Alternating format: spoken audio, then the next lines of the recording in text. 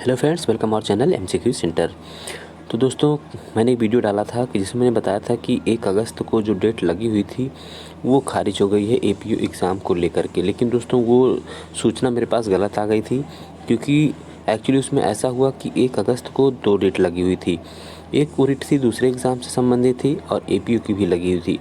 तो ज़्यादातर लोगों ने जिन्होंने उसको शेयर किया उस आर्डर को, वो उन्होंने दूसरे एग्ज़ाम वाला शेयर कर दिया। तो दोस्तों, जितने भी लोग अभी हैं, ये उम्मीद कम से कम भी है कि वो डेट सुनाई पड़ रही है कि जो लगी थी एपीयू वाली वो एक्सटेंड होकर 16 अगस्त को फिर से लगी हुई है।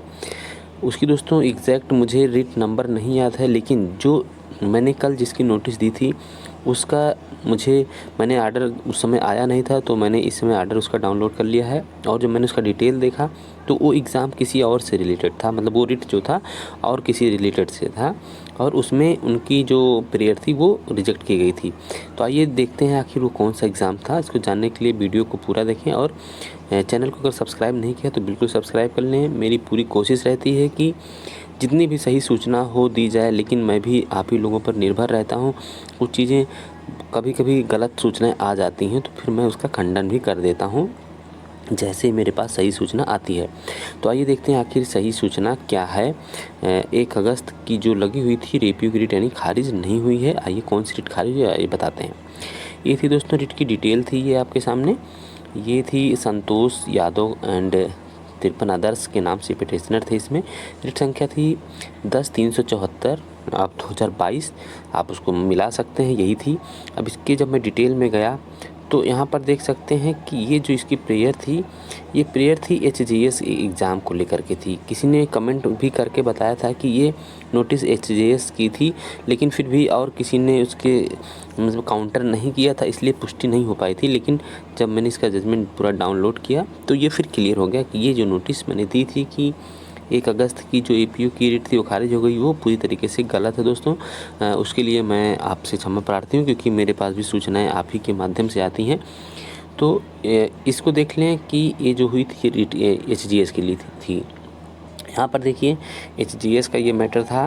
देखिए, by means of present writ petition the petitioner herein seek for quashing of the result. देखिए यहाँ पर लिखा हो कि petitioner seek for quashing of the result of the main written examination for direct recruitment of the UP Higher Judicial Service 2020 declare with a notification dated इतना further to prepare the fresh result of the said examination after evaluation of the answer script by a independent expert committee।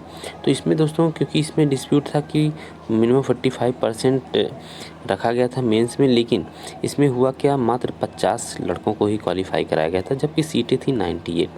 तो इसी को लेकर के ये writ हुई थी।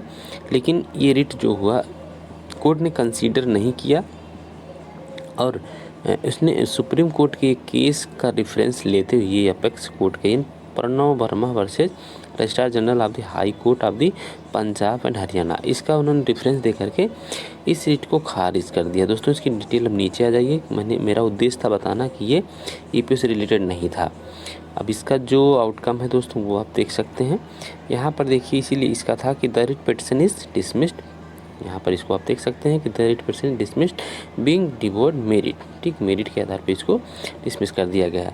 तो आप लोग अभी वो गलत सूचना हो गई थी दोस्तों, और क्योंकि मैं भी सभी लोगों पे डिपेंड रहता हूँ, मैं कोशिश करता हूँ, लेकिन जब तक नहीं है कोई सूचना तब तक मुझे भी उसी पे कहीं ना कहीं अपने आप को रखना पड़ता है।